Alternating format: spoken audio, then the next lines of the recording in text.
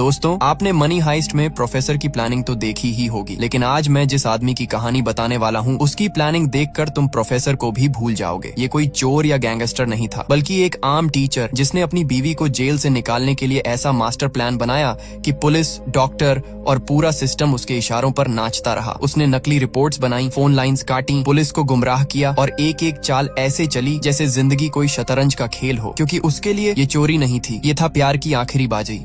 कहानी की शुरुआत होती है एक काली सन्नाटे से भरी रात से, जब जॉन ब्रेनन नाम का एक कॉलेज टीचर बेहद घबराया हुआ अपनी कार को तेजी से चला रहा होता है। उसकी कार की बैक सीट पर एक घायल ड्रग डीलर पड़ा है जिसे गोली उसी ने मारी है। अब सवाल ये है, एक सीधा साधा कॉलेज टीचर आखिर जेल तोड़कर अपनी बीवी को भगाने के लिए किस हद तक जा सकता है? इसका जवाब आपको तभी समझ आएगा जब आप उसका वो जीनियस प्लान सुनेंगे, जो सुनकर खुद पुलिस भी हैरान रह गई थी। कहानी 3 साल पहले की है, जब जॉन अपनी पत्नी लारा और बेटे ल्यूक के साथ अपने खूबसूरत घर में हंसी खुशी जिंदगी गुजार रहा था। लारा को डायबिटीज थी, इसलिए हर सुबह की तरह वो अपना इंसुलिन इंजेक्शन ले रही थी, लेकिन तभी उसकी नजर अपनी जैकेट पर पड़े खून के एक छोटे से धब्बे पर पड़ी। वो फौरन उसे धोने के लिए सिंक की तरफ भागी, मगर इससे पहले कि वो कुछ समझ पाती, दरवाजा जोर से खुला और पुलिस अंदर घुस आई और बिना कुछ पूछे लारा को कत्ल के इल्जाम में गिरफ्तार कर लिया गया। बाद में कोर्ट ने लारा को दोषी करार देकर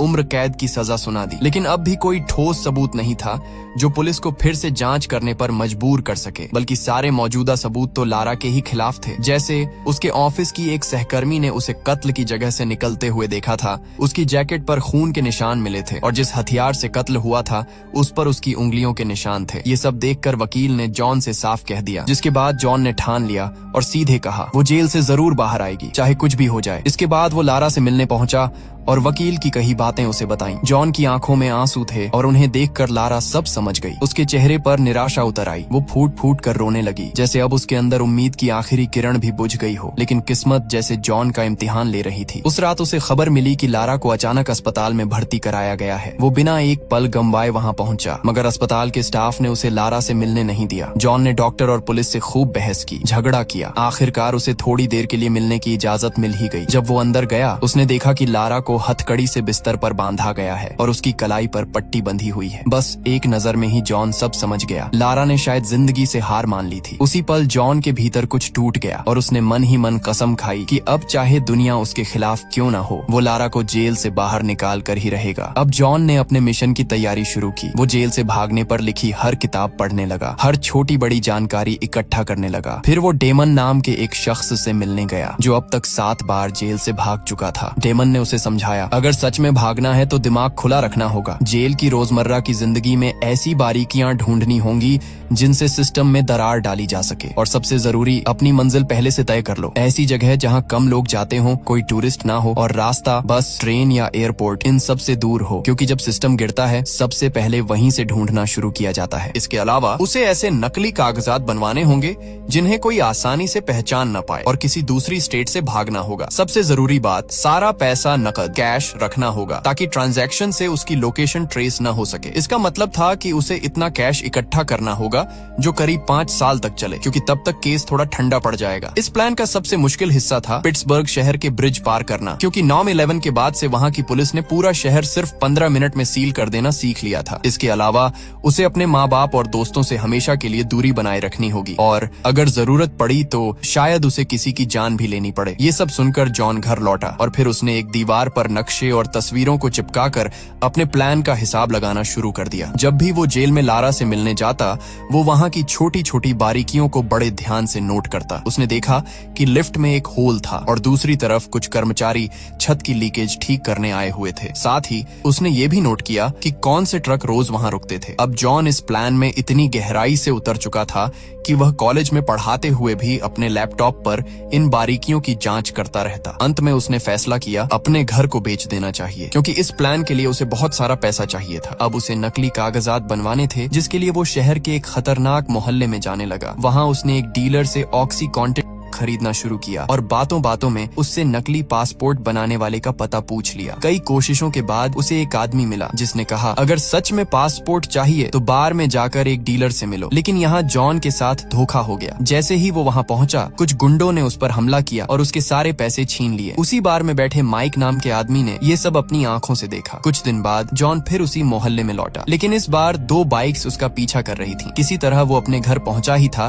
कि दरवाजे की घंटी बजी। जॉन ने दरवाजा खोला और सामने वही माइक खड़ा था। माइक ने कहा, मैं तेरे लिए नकली पासपोर्ट बना सकता हूँ। जॉन ने उसे कुछ तस्वीरें और एडवांस पैसे दिए और सख्त लहजे में बोला, आज के बाद मेरे घर वापस मत आना, मैं पासपोर्ट किसी दूसरी जगह से लूंगा। माइक मान गया, लेकिन जाते जाते बोला, अगर मैं तय वक्त पर वहाँ नहीं पहुँचा तो बिना कुछ बोले चुपचाप वहाँ से निकल जाना। इसके बाद हम देखते हैं कि जॉन अपने प्लान के अगले कदम की तैयारी में जुट जाता है। वो एक दुकान से बंदूक खरीदता है और दुकानदार से बंदूक चलाना सीखता है। अगले दिन वो माइक की बताई हुई लोकेशन पर पासपोर्ट लेने पहुंचता है। काफी देर तक इंतजार करने के बाद उसे एहसास होता है माइक लेट हो चुका है, लेकिन फिर भी वो नहीं गया, वहीं बैठा रहा। थोड़ी देर बाद वहाँ से एक गाड़ी निकलती है और तभी माइक पहुँचता है। माइक ने गुस्से में कहा, तू अभी भी यहीं बैठा है? जो गाड़ी अभी गई वो एक पुलिस वाले की थी। फिर उसने जॉन को नकली कागजात थमाते हुए कहा, तू इस काम के पीछे पागल हो चुका है जॉन, और यही पागलपन किसी दिन तुझसे भारी गलती करवाएगा। खैर, इसके बाद हम देखते हैं कि जॉन ने एक बम्प की बनाना सीखा, यानी ऐसी चाबी जो किसी भी ताले को खोल सकती थी।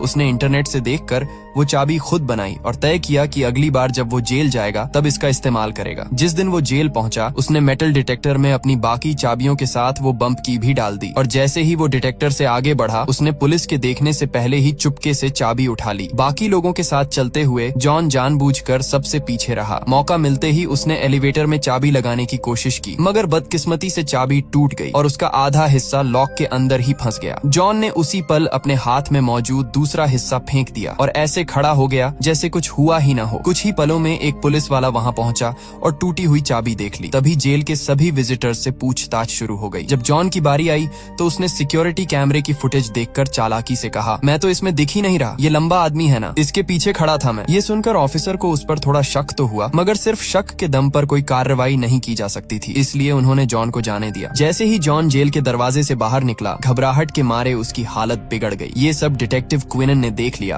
और अब उसे भी जॉन पर शक होने लगा। तब से क्विनन ने चुपके से जॉन पर नजर रखना शुरू कर दी, लेकिन जॉन इससे बिल्कुल अनजान था। वो तो धीरे धीरे अपने घर का सामान बेचने में लगा हुआ था और जब भी उसका भाई मिलने आता, जॉन छिपकर बैठ जाता ताकि कोई उसके हालात न समझ सके। एक दिन दोपहर में जॉन अपने बेटे ल्यूक को पार्क ले गया, जहाँ ल्यूक के दोस्त कैरी की माँ ने उसे कैरी की बर्थडे पार्टी में आने का न्योता दिया। लेकिन जॉन का दिमाग अब किसी और ही दुनिया में खोया हुआ था। वो फिर से अपने प्लान की तैयारी में जुट चुका था। इसी दौरान उसने जेल के बाहर रुकने वाली एक नई मेडिकल वैन देखी और उसी पल उसके दिमाग में एक जबरदस्त आइडिया आया। अब वो इसी वैन के जरिए अपने प्लान को अंजाम देने वाला था। उसने लारा की डायबिटीज पर रिसर्च की, फिर कई दिनों तक उस वैन का पीछा करके उसके आने जाने का ठीक समय पता लगाया। इसके अलावा उसने इंटरनेट से सीखा कि टेनिस बॉल की मदद से किसी गाड़ी का लॉक कैसे खोला जा सकता है। अगले दिन उसने वही तरीका अपनाया। टेनिस बॉल से मेडिकल वैन का दरवाजा खोला और अंदर से लारा की मेडिकल रिपोर्ट्स की तस्वीरें ले लीं। बाद में उसने नकली रिपोर्ट तैयार की जिसमें दिखाया गया कि लारा की तबीयत बेहद खराब है। कुछ दिन बाद जब जॉन लारा से मिलने पहुंचा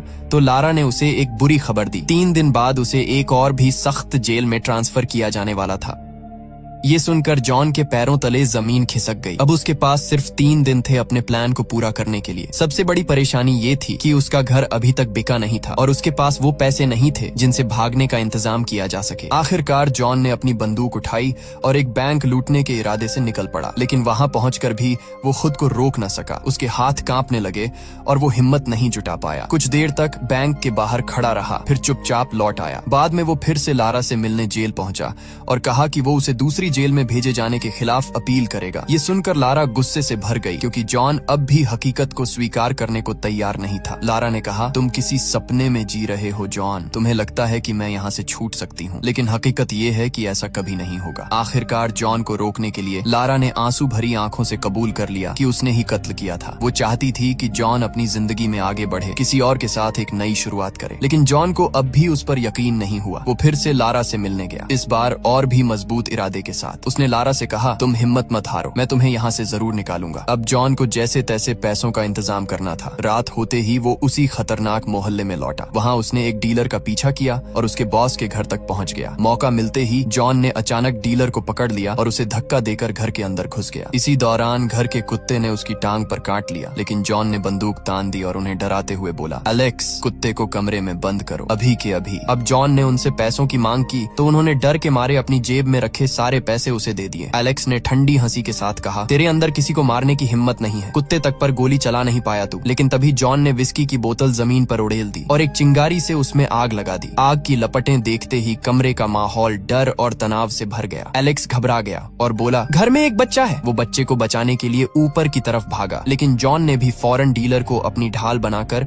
उसके पीछे पीछे कदम बढ़ा दिए। असल में यही चाल जॉन के काम आ गई, क्योंकि एलेक्स ऊपर बंदूक लेने ही आया था। जैसे ही उसने जॉन पर गोली चलाई, गोली सीधी डीलर को जा लगी। अब एलेक्स ने दोबारा निशाना साधने की कोशिश की, मगर इससे पहले कि वो ट्रिगर दबाता, जॉन ने एक ही झटके में उसे गोली मार दी। इसके बाद जॉन ने घर के हर कमरे की तलाशी ली और जल्द ही उसे पैसों से भरा बैग मिल गया। भागते वक्त उसकी नजर पड़ी, डीलर अब भी जिंदा था, जमीन पर पड़ा दर्द से कराहते हुए मदद मांग रहा था। यहीं से कहानी की शुरुआत होती है, जब जॉन उस बुरी तरह जख्मी डीलर को अपनी गाड़ी में ले जा रहा था। रास्ते में उसकी गाड़ी की टेल लाइट टूट गई थी। जॉन ने उसे अस्पताल ले जाने के बारे में सोचा, मगर इससे पहले कि वो कुछ कर पाता, डीलर ने गाड़ी में ही दम तोड़ दिया। आखिरकार जॉन ने उसकी लाश एक बस स्टॉप पर छोड़ दी और फिर अपने प्लान के मुताबिक एक पार्किंग लॉट में जाकर फेंस काटने लगा। उधर एलेक्स के घर में आग लग चुकी थी और कुछ देर में पुलिस मौके पर पहुंच गई। उन्हें वहां जमीन पर खून के धब्बे मिले और सबूत के तौर पर गाड़ी की टूटी हुई टेल लाइट भी। इधर जॉन काम खत्म करने के बाद अपने माता पिता के घर रात बिताने चला गया। जब उसके पिता ने उसका बैग उठाया तो उनकी नजर अंदर रखे प्लेन टिकट्स पर पड़ी और उसी पल उन्हें समझ आ गया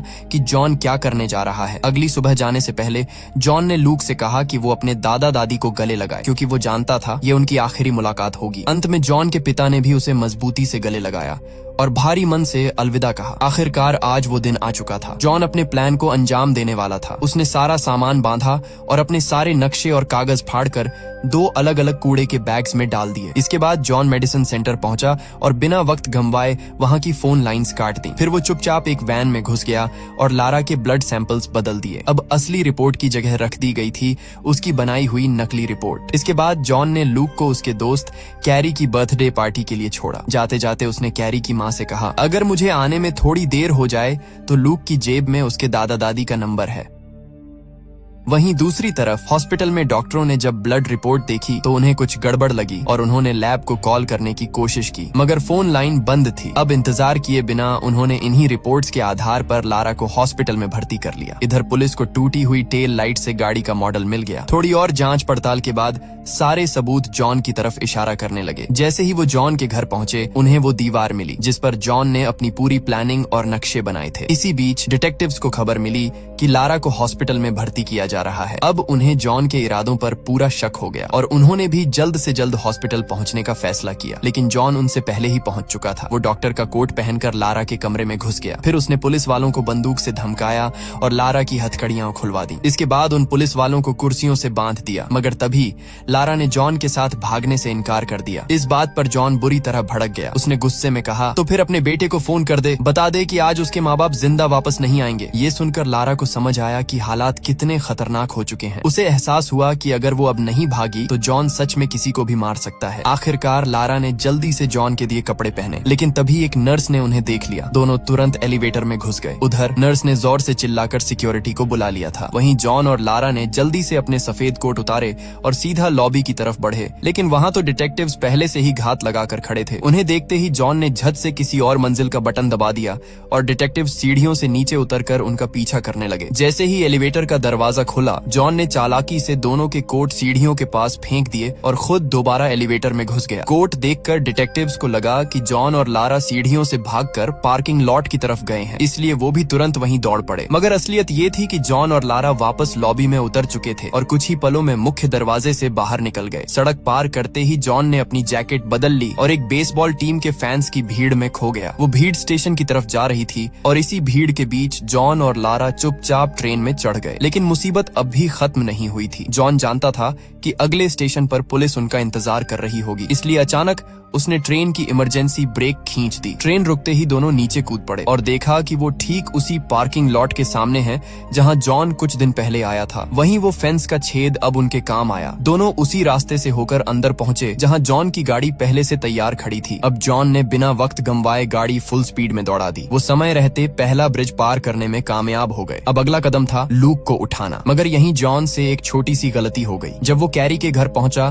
तो पता चला कि पार्टी तो जू में थी और वो सब अभी तक वापस नहीं लौटे थे। उधर दूसरी ओर पुलिस जॉन के मोहल्ले में तलाशी ले रही थी और जल्द ही उन्हें कूड़े के बैग्स में जॉन की पूरी प्लानिंग के कागज मिल गए। इधर जॉन ने गाड़ी की रफ्तार बढ़ाई और जू की ओर निकल पड़ा, लेकिन ऐन वक्त पर उसने सड़क बदल ली। उसने लारा से कहा, अगर हमने अब देर की तो सारी सड़कें बंद हो जाएंगी और हम लूक को नहीं ले पाएंगे। फिर उसने धीरे से कहा, हमें उसे यहीं छोड़ना होगा, उसके दादा दादी उसका ख्याल रख लेंगे। मगर लारा अपने बेटे के बिना रहने को हरगिज तैयार नहीं थी। अचानक उसने गाड़ी का दरवाजा खोला और सिर बाहर निकाल दिया। उसी वक्त सामने से एक ट्रक तेजी से आ रहा था। टक्कर बस एक पल दूर थी, मगर ऐन वक्त पर जॉन ने गाड़ी घुमा दी और दोनों बाल बाल बच गए। जॉन ने तुरंत गाड़ी रोकी और लारा से कहा कि वो सही थी, वो भी अपने बेटे के बिना नहीं रह सकता। आखिरकार उसने फैसला किया वो वापस जाएगा। दोनों सीधे जू पहुंचे, लूक को अपने साथ लिया और अब उनके सामने बस एक ही मंजिल थी, किसी भी तरह उस चेक पॉइंट को पार करना। तभी अचानक जॉन के दिमाग में एक जबरदस्त आइडिया आया। वो सीधे ट्रेन स्टेशन पहुंचा और वहां खड़े एक बुजुर्ग अंकल आंटी को लिफ्ट देने की पेशकश की। फिर वो तीनों गाड़ी में सवार होकर चेक पॉइंट की ओर निकल पड़े। वहां पर गार्ड्स एक जवान पति पत्नी और उनके बच्चे वाली गाड़ी की तलाश कर रहे थे, लेकिन जॉन की गाड़ी में तो 2 बुजुर्ग सवारियां भी थीं, इसलिए किसी को जरा भी शक नहीं हुआ। गार्ड्स ने गाड़ी को सिर्फ एक नजर देखा और फिर उन्हें बिना चेक किए आगे जाने दिया। जॉन ने राहत की एक गहरी सांस ली। कुछ दूरी पर पहुंचकर उसने अंकल आंटी को सुरक्षित शहर में उतारा और फिर वो सीधा कनाडियन एयरपोर्ट की तरफ बढ़ गया। उधर टीवी चैनलों पर उनकी तस्वीरें भगोड़ों की तरह दिखाने की तैयारी हो चुकी थी, मगर किस्मत आज जॉन के साथ थी। उनके पासपोर्ट पहले ही चेक हो चुके थे